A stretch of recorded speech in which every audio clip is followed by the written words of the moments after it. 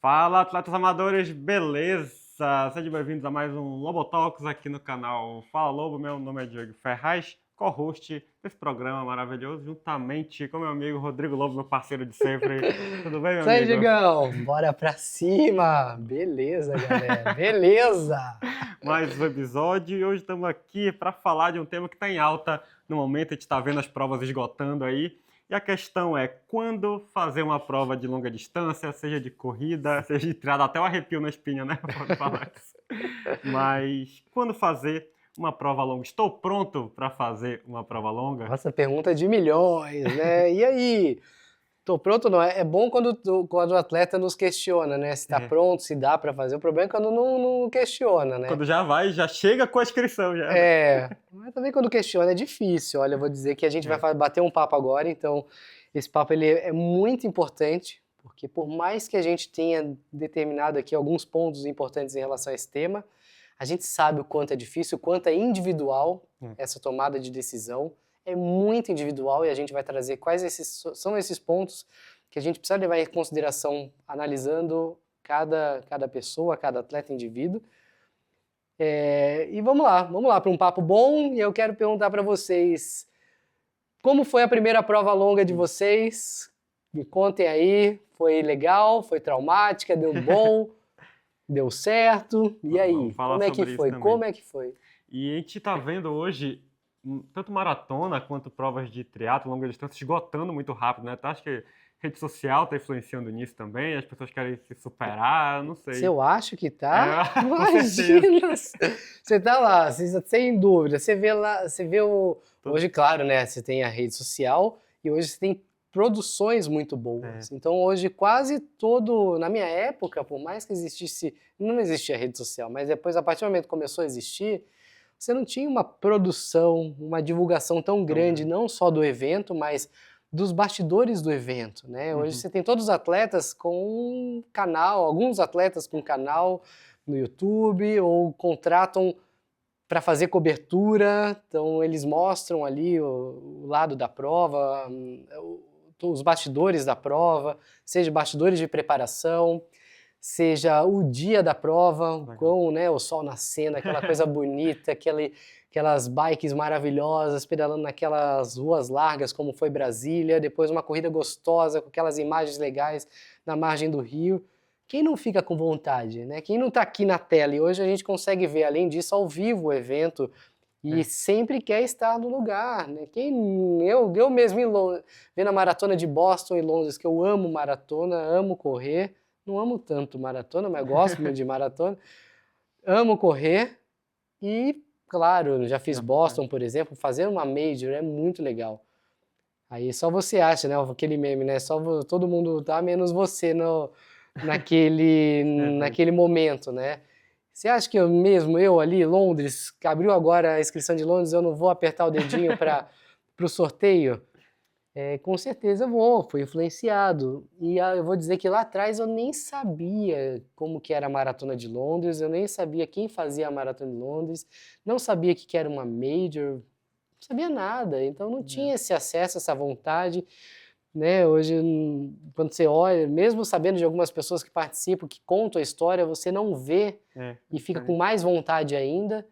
Então, esse eu acredito que seja realmente o fator central dessa precocidade de avançar etapas, de você, de repente, querer fazer uma prova longa, estar naquele lugar, das inscrições acabarem rapidamente.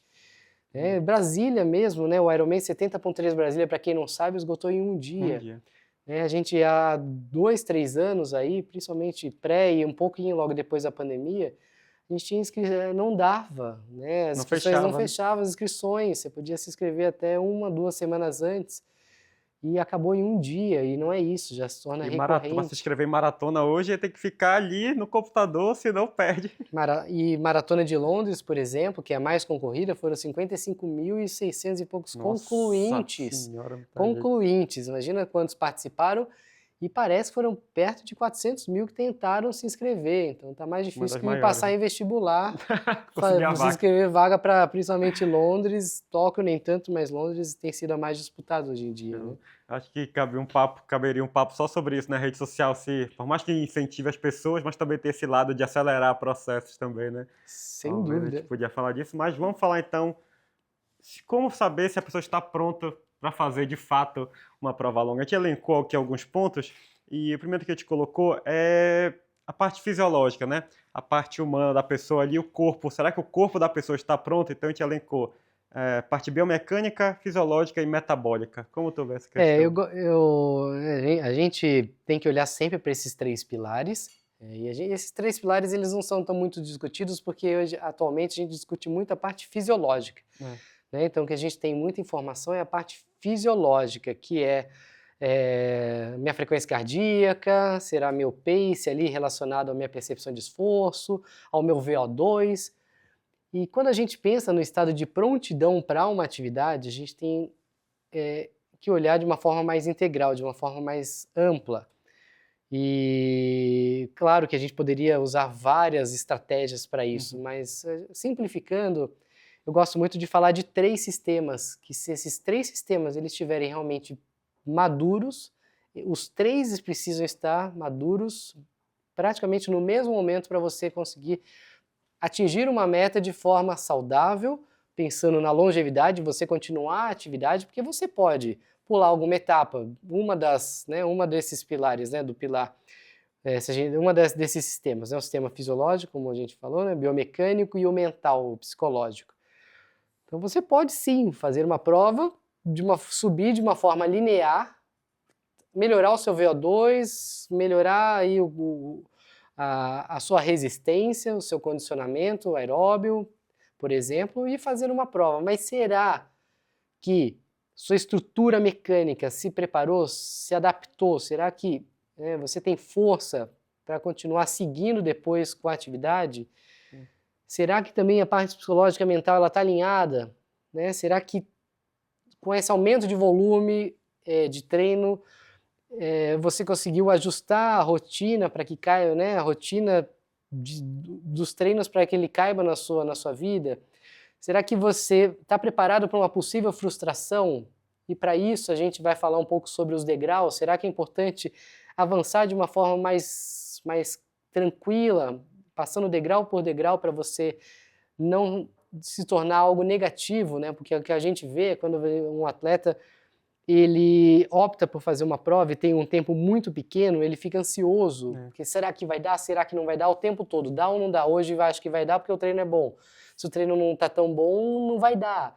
E fica nisso, isso prejudica a sua vida como um todo, né? Você fica com medo e a atividade, em vez de ser prazerosa e positiva, ela acaba sendo negativa.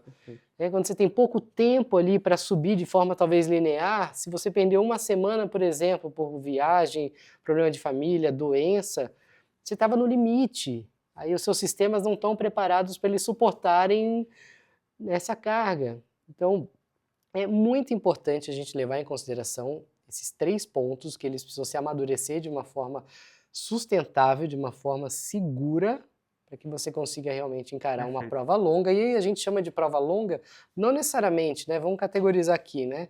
Prova longa não é uma maratona ou um Ironman. É uma prova longa, para quem sai do zero, pode ser os seus primeiros 10K, por exemplo.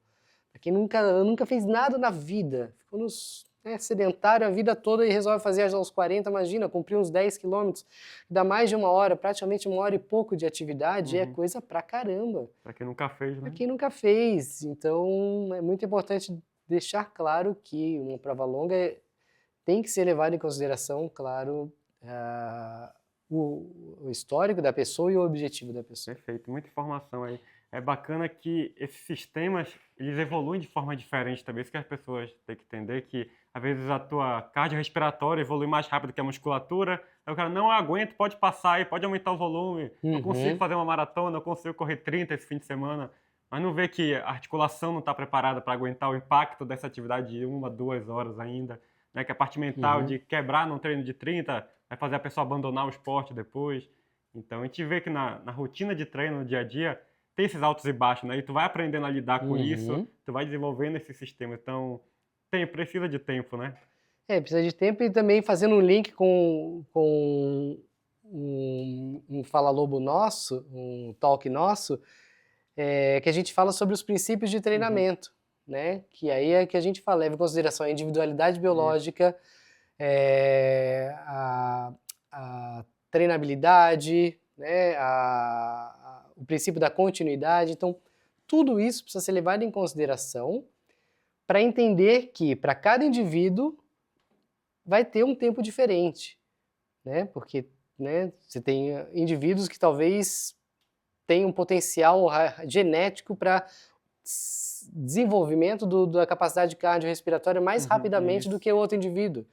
Tem indivíduo que tem um histórico de lesão, né? Jogou muito futebol, então ele vai se condicionar muito rapidamente no futebol ou qualquer outra modalidade, ou mesmo, sei lá, se ele na infância era muito arteiro e vivia pulando e tá todo torto agora, por exemplo, naturalmente, né, muito provavelmente, subindo essa carga de treino, se não de forma adequada, não levando em consideração o tempo, uma pessoa que tem um histórico como esse vai talvez desenvolver uma lesão mais rapidamente do que outra pessoa. Então, e não só isso, quando a gente fala também da parte psicológica e mental, tem pessoas que já têm um histórico, às vezes um ex-atleta de outra modalidade, né, e acha que pode tudo porque sempre teve sucesso no que praticou, e de repente vem para a corrida ou para o triatlo, que são os esportes que a gente conversa aqui, talvez se frustre de repente entender que não é bem assim, é outra modalidade, é outra história, outra estrutura, outro desenvolvimento.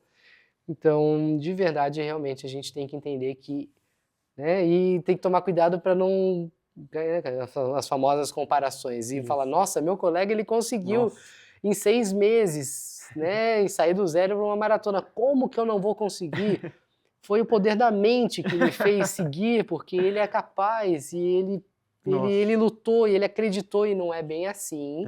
A mente, ela é importante, ela tem que te fazer levantar, ela tem que te fazer acreditar, mas ela não pode te derrubar ao ponto de você negligenciar esse processo de treinamento, né, de desenvolvimento dessas outras capacidades. Perfeito. Então, o primeiro ponto que a gente vê, se a pessoa está preparada ali para uma prova longa, é se analisar esses sistemas se estão maduros, né? A parte fisiológica, a parte biomecânica e a parte mental, se ela está preparada.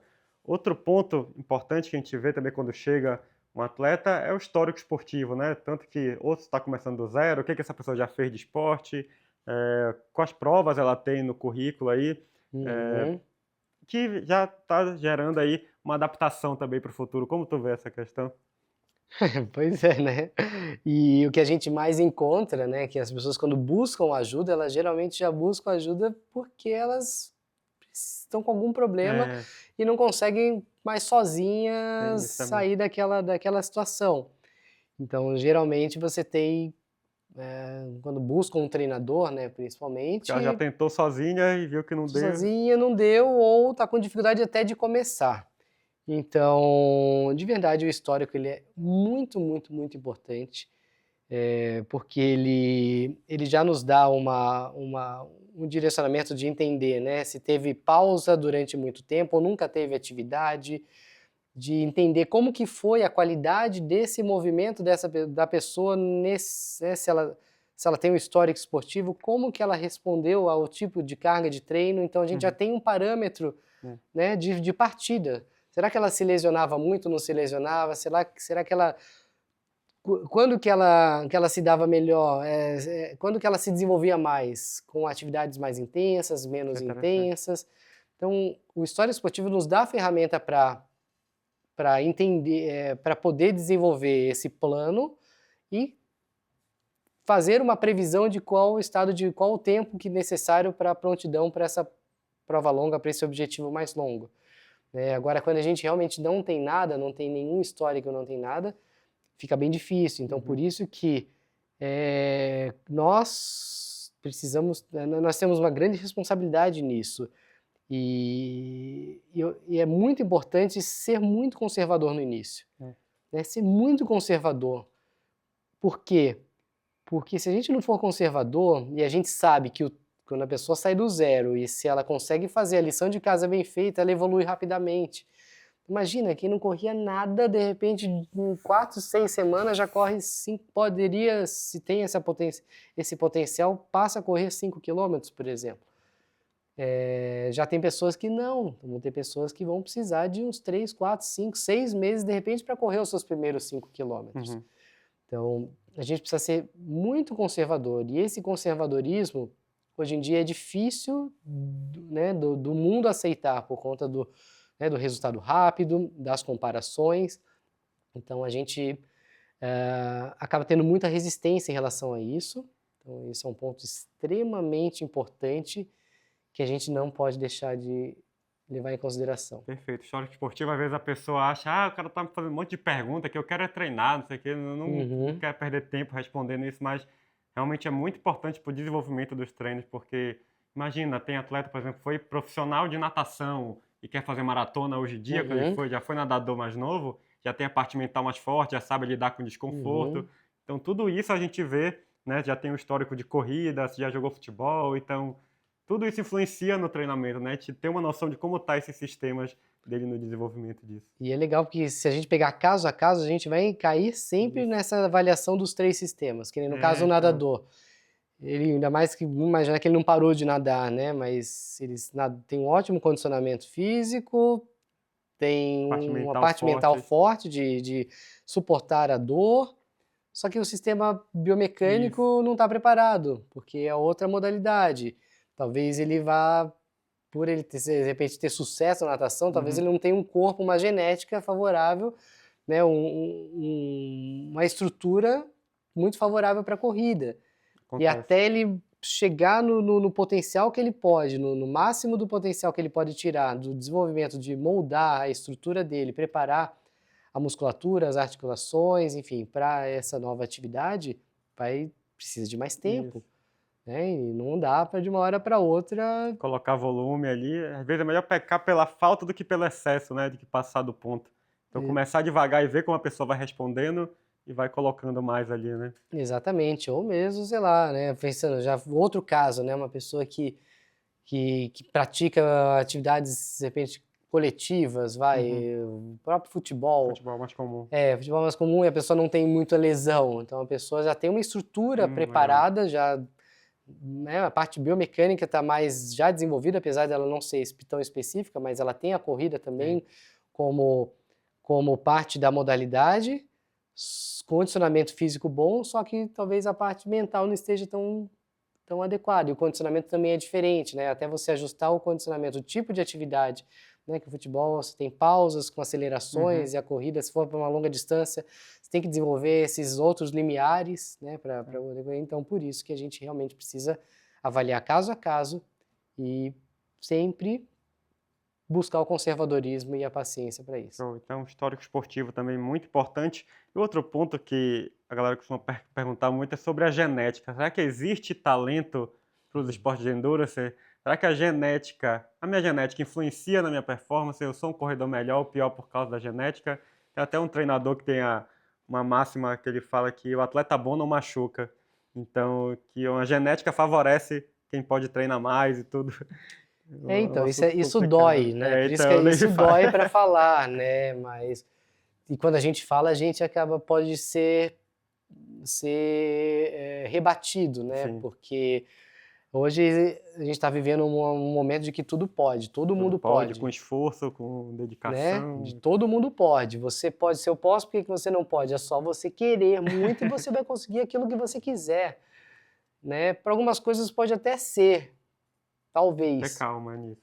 Ainda mais os coaches motivacionais, aquela coisa de você pode tudo e faz tudo. Só que a gente tem que realmente tomar cuidado, porque não é bem assim, né? Porque a gente tem que, de fato, o componente genético ele tem um papel muito importante como um modulador dessa, né, do que dá, o que não dá. Até onde você pode, até onde você talvez tenha que segurar, porque seja o seu limite potencial. Só que realmente falar isso, né, é difícil e a gente tem que ter também muita sensibilidade para abordar esse tema, né, porque você não pode ao mesmo tempo frustrar, mas ao mesmo tempo hoje, apesar de a gente já ter testes genéticos que a gente poderia aplicar, eles não são tão Acessíveis, né? acessíveis, né? E por a gente não ter um acesso tão fácil e ainda tem, né, tem que amadurecer esse tipo esses estudos e esses testes, a gente precisa conhecer a pessoa e desenvolver aos poucos esse indivíduo para entender até onde vai, o que ele realmente, qual tipo de atividade ele responde melhor, até mesmo buscando na longa distância. Então, a gente vai ter indivíduos que respondem bem a treinos com mais baixa intensidade, mais volume, vão ter atletas que não vão suportar muito essa carga, esse volume maior com baixa intensidade, então talvez eles cheguem no mesmo objetivo, com treinos um pouco mais intensos e mais curtos. Perfeito. Então, É realmente... diferente, né, entre as pessoas. A genética influencia muito nisso também. Exato. Então... E não tem jeito, a gente tem que ter muita sensibilidade e o tempo, e a paciência, né, o tempo, né, essa evolução gradual é ela que vai nos dar essa segurança para poder avançar com esse atleta. E é importante a gente ir conhecendo o atleta no decorrer. Não é de primeira vez que a gente acerta, a gente vê o que funciona melhor para esse atleta na maratona, ou seja, numa meia maratona, ver como ele responde melhor e aí continua seguindo. Por isso que esse contato treinador-atleta é importante. E eu falo muito com o atleta profissional, né? E a gente vê que tem uma coisa diferente ali nele, sabe? Por exemplo, eu falei com o Messias que faz 3 corridas em um dia.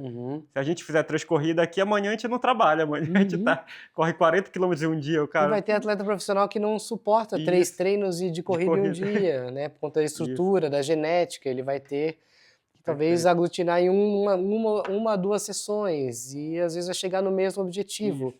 E mesmo você não tendo treinador, né, a grande maioria não tem treinador, né, quando a gente fala de apoio, de supervisão, a maioria não tem. Então, por isso que é muito importante, ainda que não tenha um treinador que consiga fazer essa modulação um pouco mais precisa, né, que consiga ter esses inputs, esses ajustes, realmente respeitar uma carga, iniciar, que a gente sempre fala, né, inicia de uma forma por enquanto lenta, né, evoluindo, subindo aí, né, que a gente chama o limite seguro, mais ou menos aí 5 a 10% de uma subida de volume semanal, fazendo depois, chegando num pico que seja seguro, né, a gente faz assim a modulação da intensidade com o volume, e vá aos poucos, sem também esquecer, claro, né, de outros complementos que são...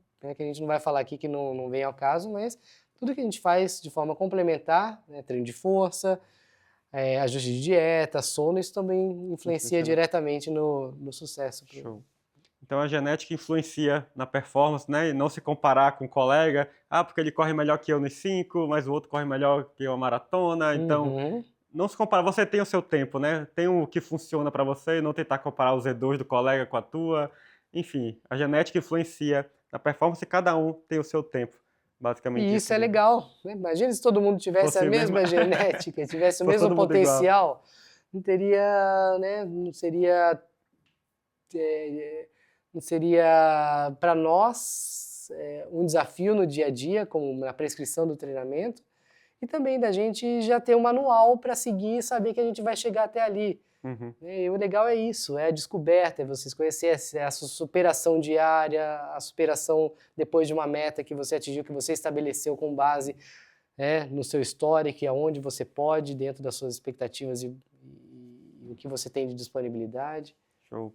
E aí, com essa questão da genética e tudo que a gente falou até aqui, a gente vai introduzindo horas de treino na rotina da pessoa, né? Aumentando aí a carga crônica. A gente tem a carga aguda ali, que gera adaptações, frequência cardíaca e tudo mais, e a carga crônica que vai gerando adaptações musculares, também na parte cardiorrespiratória, sempre progredindo gradualmente, né?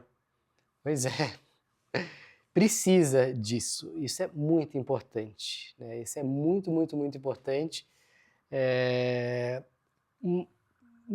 Quando a gente pensa em maratona, a gente só olha ali para os longões, né? Principalmente, vamos falar de maratona aqui, ou enfim, ou para provas que tem os famosos longões, já que a gente está falando de provas de longa distância aqui, né?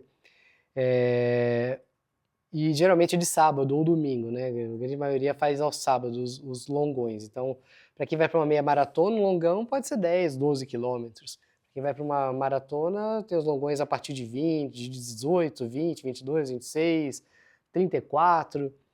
E a gente só se preocupa, acha que o sucesso o sucesso está vinculado à quantidade de treinos longos ali que você vai fazer no ciclo.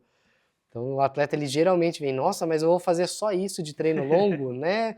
Tem 12 semanas para a prova, tem 4 ou 5 treinos longos, vamos pensar numa maratona, 4, 5 treinos longos acima de 20 quilômetros, e fala, nossa, será que vai dar? Só que durante a semana esse atleta, ele falha muitos treinos. Né? Então perde o treino, perde 2 km de um, perde 4 de outro, não treina um, treina outro e joga toda a responsabilidade, mas o longão não perde, porque acha que é o longão que vai fazer o sucesso do negócio, né? Mas não é bem assim. Então quando a gente fala de carga crônica, a gente tem que levar em consideração, quando a gente pensa no ciclo, tudo que a gente faz, tudo durante a semana. Então respeitar a planilha durante a semana ela é muito importante. Então o volume semanal estipulado ele precisa ser regular, claro, né, que ele vai passar com a subida e descida ao longo do ciclo, mas eu tenho que evitar ao máximo fazer esse volume baixar de forma drástica, né, e fazer, né, que a gente já falou também dentro do princípio de treinamento, a importância desse volume semanal ser seguido dentro do ciclo, mas não só isso, a carga crônica, é tudo que você já treinou nos outros ciclos também.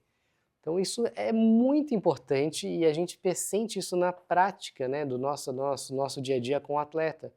Aquele atleta que já vem de vários ciclos bem-sucedidos, com carga bem modulada, sem altos e baixos, ele já entra nesse ciclo para a prova longa já muito mais seguro, com menos chances de lesão e capaz de treinar de uma forma com mais qualidade, né, porque ele já tem essa que a gente chama de casca, né, formada. Então, essa formação dessa casca, ela é importante. Então, é natural de alguém que vai para uma primeira maratona, por mais que treine ali 2 anos, né, também não tem tanta experiência de prova. Então, a gente geralmente tira um pouco da expectativa da primeira prova, porque a pessoa ela não sabe como ela vai se portar naquele desafio. Então, a gente tem os dois tipos de casca, né? A casca do treinamento e a casca formada com a experiência de provas anteriores. Os vários ciclos que ela passou no decorrer do histórico esportivo aí. Exato. Então é muito mais importante, esqueçam, na verdade não são os longões que vão te fazer evoluir, né? Então, resumindo, é o que você fez na sua jornada, no seu ciclo de treino, que geralmente, né, a gente tem aí um ciclo, uma prova longa de meia maratona, maratona, de 12 a 16 semanas, pode até ser mais, mas o mais importante é o que você fez lá atrás. Você já tem 1, 2, 3, 4, 10 anos de treinamento de forma regular e sistemática. Show.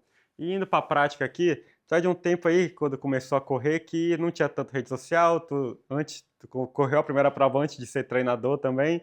Como foi a primeira experiência na maratona aí de Rodrigo Lobo?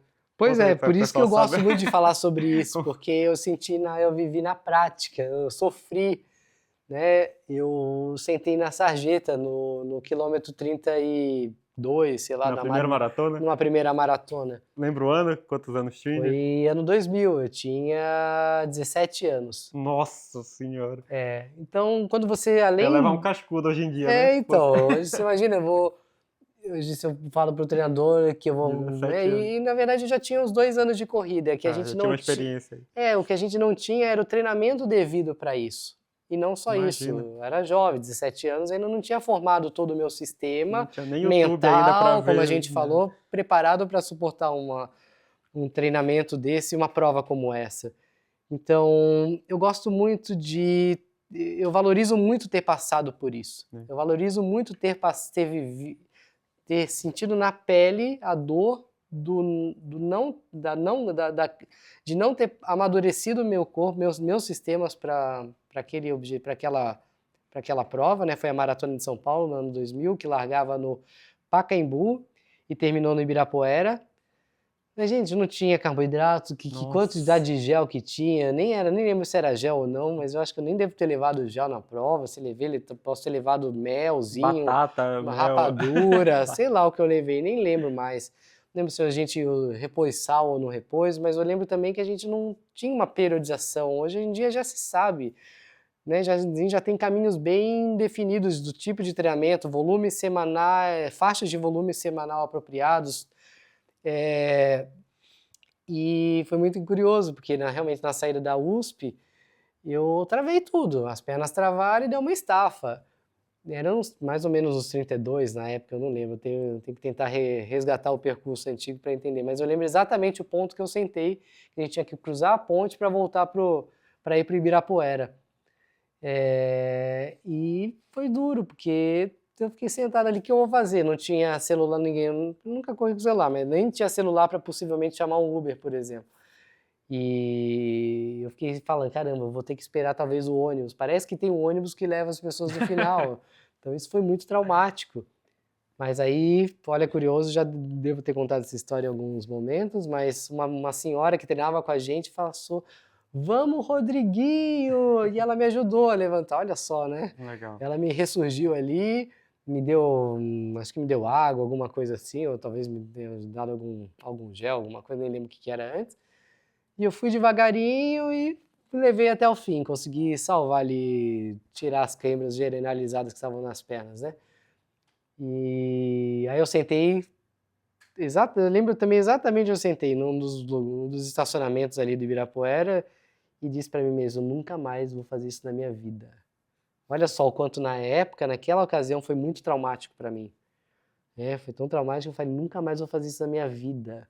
Isso foi muito pesado o quanto eu sofri, né? E não foi legal. Tá certo que depois no ano seguinte eu fiz e baixei 40 minutos. Nessa prova, a primeira vez, nunca vai ser 4 horas e 8, foi a minha primeira maratona. E depois no ano seguinte, aí já com mais preparo, já sabendo que eu precisava ia passar fazer, pela frente ali. já foi mais ou menos, se eu não me engano, 3 horas e 30, se eu não me engano, algo parecido. Eu tenho que depois rever minhas medalhas lá que estão anotadas atrás. E também para a mesma coisa para o triatlon, né? Eu já tinha desde 2001 para 2002, já tendo tido contato com a modalidade. Aí em 2004 fazer um long distance em Pirassununga. Também na época a gente não sabia nada de hidratação, direito para o triatlo. 70.3. Era da meia distância, do 70.3. Né? Então nadava 1.900, pedalar 90 e depois saía para correr 21. Então não tinha roupa apropriada, eu pedalei de sunga na época e não tinha o volume apropriado sunga de camisa? Sunga e top, que eu mandei fazer um topzinho na feirinha Faltava só o bigode, então. Faltava o bigode. Mas E como a gente não sabia o que tinha que pedalar antes. Antes, vamos igual maratona, corre 30 para fazer 40. Então a gente pedalava os 50, 60. Dá pra fazer. De vez em quando, 90 dá. Só que tem o volume, né, todo da modalidade. É uma coisa só. Então já começou que durante o pedal já começou a entortar o esquema, assim, já tava meio torto, fadigado, cansado, não via a hora de acabar. Aí saí nunca vou esquecer, deixei a bike, saí para correr, como eu tinha pedalado de sunga e num volume que eu não estava acostumado, eu não consegui fazer xixi, porque comprime o canal da uretra. E doeu, parecia que tava saindo uma pedra e eu não conseguia fazer xixi, porque doía demais, ardia muito. Então já saí meio torto para correr. Aí no final da corrida eu não caminhei, mas eu queria muito ter caminhado. Foi. E claro que a cabeça não queria mandar parar, né? Mas aí esse eu me traumatizei, esse gerou mais trauma, porque eu só fui fazer uma outra distância dessa em 2013. Fiquei 9 anos traumatizado com a distância que a gente chama do long distance, ou meia distância no termo aí da técnica. E aí sim, esse daí eu traumatizei, foram 9 anos que eu queria distância dessa distância e não foi legal, então eu não recomendo para ninguém, porque isso pode traumatizar de tal forma que pode te abandonar, te excluir, né, ter um abandono precoce da modalidade, ou você se frustrar ao ponto de daquilo não ser mais agradável e prazeroso e você fazer por fazer sem um propósito claro. É bom de ter passado por isso, que tu sabe o que a pessoa passa, né? Que vai, assim, sem devido preparo, tá naquele lugar. Eu confesso que eu tive mais juízo aí nessa época. Eu comecei. Acho que eu tinha medo, eu acho, quando eu vi assim, nossa, uma maratona. Não, eu fui seguindo os passos ali, melhorando em cada distância. Mas você começou em que ano? Nossa, 2012. É, É bem 2012 a gente já depois, sabia que Já já tenho, tinha gel, não era gel Nutella, já era tinha gel de bom, verdade. era de verdade, já tinha esses aplicativos de Já melhor era o treinamento, tempo já melhorzinho, tinha né? planilha na internet, né? Já tinha YouTube, né, pra pegar uma informação ou outra ali. Pois Tava no é. começo, mas já tinha mais informação realmente. E vamos lá, digamos que a pessoa tá enquadrada aí, se enquadrou nesses pontos que a gente falou, para escolher a prova-alvo. Como tu recomenda pra galera aí? É, o... claro que como a gente sempre fala, não existe, né, regras, mas quando a gente pensa ali na escolha de uma prova-alvo, na definição de uma prova de longa distância, é muito importante que o atleta tenha vivenciado mesmo, já tenha, bem que a gente fala dos cadeados, né, já tenha aberto o cadeado das distâncias anteriores, mas não só aberto, mas aberto bem aberto. Né? Então, eu terminei o 21 sofrendo, morrendo, vou para a maratona no ano que vem ou daqui a 6 meses. Será? Não tá Será no que é momento. legal isso? Será que o 21 ele tem que deixar de ser uma barreira? Isso. Porque Tem um se desenho eu... de uma jornada aí, né? Isso. Então, o ideal dos mundos, o cenário ideal realmente é você passar por algumas provas, pensando em corrida. A gente tem as distâncias mais tradicionais, 5, 10, 21 e 42. Uhum. Hoje em dia, o mercado ele já oferece outras provas, isso é legal também. Então tem a prova de 14, de 15, 16, É de 30 aí antes da maratona, de né? 28, 30. Então, olha o quanto é importante a escolha a elaboração de um calendário com base nisso. Então, tenha paciência. O primeiro ano, respira fundo. 5 e 10 quilômetros, faz como né, por mais que você saia do zero, 5 e 10 quilômetros ela não gera tanto, ela talvez não gere tanto estresse mecânico e fisiológico. Então, você pode colocar em 1, 2 anos umas 2, 3 provas de 5 e 10 quilômetros por ano, por exemplo, ou até mais, dependendo né, do que a gente conversou aqui, do seu potencial e do seu estado, do seu histórico. Né, amadureceu, ganhou velocidade, ficou rápido, porque não só isso, quando você corre, você precisa, como a gente falou, ajustar, você destrava essas distâncias, você vai ajustando esses sistemas todos que a gente conversou e vai ajustando outros hábitos, a gente vai aprendendo com a prova, lidar com a diversidade, né, vai melhorando seu hábito alimentar, seu sono, você vai Parte mental evolui mental, também. ajustando composição corporal, Isso. né, que é muito importante. Tem muita gente que, né, passa batido nisso, mas a composição corporal ela tem que ser levada sim em consideração, que é uma sobrecarga mecânica que você tem ali aplicada, e também não é saudável você estar acima do peso, né? É muito importante falar isso. Aí depois sim, né? A gente vai para 21. Pô, que legal! 21. Só que eu posso passar por essas provas de 14, 15, 16 para treinar, para servir de treino, para aprender com elas, entender que, opa, já é capaz, já sou mais capaz de ir para o 21. Então talvez antecipe, né? Não precisa fazer tantas provas de 21 para ir para um 42, porque você passou por esses processos. Aí já dominou, o 21 ele está seguro, confortável, você mantém a regularidade, poxa. Já tem Agora noção de 40... pace, né? De ritmo, sabe de esforço, já entende de esforço. Perfeito, você já sabe quanto você vai ter que tirar para suportar mais ou menos Perfeito. ali a carga de uma maratona, né? Já teve essas horas acumuladas e já conseguiu conciliar na rotina essas horas acumuladas de treino. Então, para o triatlo é a mesma coisa, fazendo som paralelo para o triatlo é a mesma coisa, Mesma saindo ideia. do sprint, que é a distância, tem até o super sprint, só que hoje as provas não oferecem tanto essa disponibilidade aí de distância. A gente tem o sprint, a gente tem o standard ou olímpico, né? Que aí a gente tem o sprint aí que é praticamente Boa. 1 hora até quase 2 horas de prova, o standard vai de 2 horas até umas 3 horas de prova mais ou menos, 3 e pouquinho. Aí você vai para um long 70.3, né? Que a gente acaba... Meia distância. É a meia distância, que aí você tem praticamente de 4 até 6 horas mais ou menos, ou um pouco mais. Até chegar, imagina, você vai para um Ironman que você pode daí demorar perto de 15, 16 horas. Entendeu? Será que esses sistemas eles estão prontos? Você não passou por essas etapas para suportar umas 12, 14 horas de prova? Duro, né? É duro. É duro. Então tem que ter um desenho de uma jornada para poder escolher. Tu tem que treinar para poder treinar para uma prova longa, né?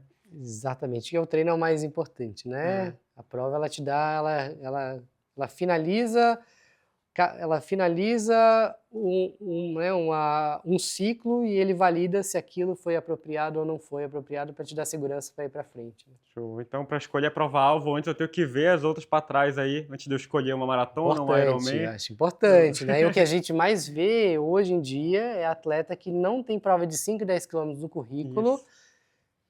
E é muito comum isso. E você aí, me conta aí também. Eu pergunto se você. Quero saber, você que já fez uma meia maratona ou maratona, quantas provas de 5 e 10? Talvez você tenha mais provas de 21 e 42, não é? Conta aí do De que de meio 5 e Iron 10. Até pro triatlon, né? Já fiz um Ironman 70.3, mas você já fez um sprint, uma distância menor? Talvez não, muito provavelmente não, né? É engraçado porque a pessoa se inscreve no 70.3, aí agora eu vou fazer um sprint para entender como é que é, ao invés de... No triatlo pior ainda, né? Porque a gente tem o fator ambiente Tudo, também, não é só do treinamento, né?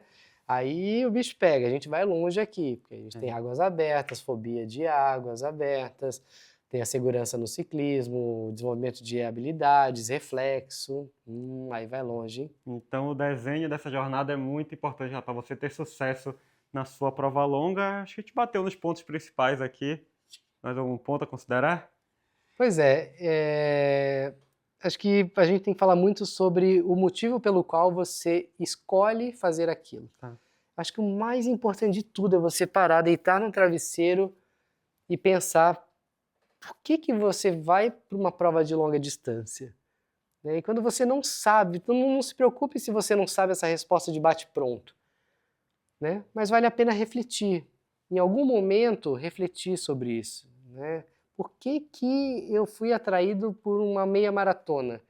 Né? Agora a gente tem aí Maratona do Rio, né? Que virou uma febre também, essa coisa de todo mundo querer se inscrever. Não tem problema se você vai porque os amigos vão e vai ser uma festa, porque é uma parte, a corrida também, o esporte, ele pode ser isso, ele pode ser integrador.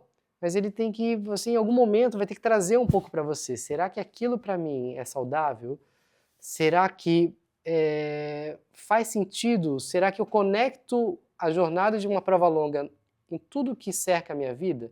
Eu consigo fazer uma ponte e deixar esses legados do treinamento para a minha vida? Né? Então isso é muito importante, a gente entender esse propósito. Depois que você já passou por esses ciclos, e já sabe, já está enraizado, fica muito mais fácil, né? É muito mais fácil. Eu, por exemplo, não tenho nem o que falar. O esporte ele é o meu propulsor do meu dia, e quando eu vou para um grande desafio, para uma prova, né, ele valida, ele me dá mais força para seguir em frente, de que a disciplina, os sacrifícios, eles valeram a pena, porque eu atingir uma meta que eu estipulei. Não que ninguém estipulou para mim. Isso também é muito importante quando a gente pensa nessa jornada. A meta que você estipula para você, que seja factível, que seja mensurável, né, que ela consiga ser colocada numa linha do tempo, a gente consiga depois refletir sobre isso, ter feedback para poder seguir em frente. Então é isso. Acho que para fechar mesmo o motivo pelo qual você faz, e não tenha problema se você tem motivos diferentes do que as pessoas falam aí, que você tem que saber muito o que quer, porque tem que estar no seu coração, e às vezes não está no seu coração, mas ele vai entrar, mas se ele não entrar no coração em algum momento, talvez não seja legal, talvez não se sustente. Mas resgata, porque quando você resgata, você não para. Né? Resgata isso, né? Enraiza isso, porque quando você enraiza, você não faz de forma superficial, você faz porque é bom, é gostoso, é energizante, é dinâmico e acaba sendo, claro, uma ferramenta para tudo que você faz na vida. Por mais que seja um hobby, tem esforço ali também, né? Então, tu saber o porquê tu está fazendo aquele esforço dá mais gás ali para te continuar nessa jornada até o final, né? Exatamente. Perfeito. Sensacional. Recados finais aí, finalizando mais um episódio. Isso aí, galera. Muitas provas longas aí no caminho. A gente tem o semestre recheado. Tá. Começando aí pelas maratonas, né? Que a gente tem maratona de Porto Alegre, Rio de Janeiro, Floripa, depois Curitiba e outras. Agora no Brasil tem um monte de maratona também. Tem um juízo Fora aí. fora as internacionais, né? Que agora segundo semestre tem um monte aí em Buenos Aires, Valência, tem Berlim, Chicago, Nova York. E não só isso, né? Tem que levar em consideração também porque custa isso. Tem que ver se cabe no orçamento, né? Sem contar triatlo aí, né? Meu Deus do céu. Tem um monte de provas de Ironman 70.3, provas aí de distâncias menores como 3Day, Troféu Brasil. Então escolha bem essas provas. Coloque as provas menores, não tenha problema, não fique com vergonha de se inscrever numa prova com uma distância menor. Tenho certeza que você vai colher um bom resultado, bons frutos dessa escolha. Perfeito. Se tiverem dúvida, pessoal, pode deixar aí nos comentários que a gente vai responder. E não esquece de deixar um like, se inscrever no canal, ativar o sininho para receber as notificações dos próximos vídeos. E se você quiser uma assessoria especializada em esporte de endurance, o link para falar com o nosso time aqui, a galera da Lobo, tá aqui na descrição. Beleza, galera? Até a próxima, um abraço e... Bora pra cima! Bora pra cima, galera. Valeu!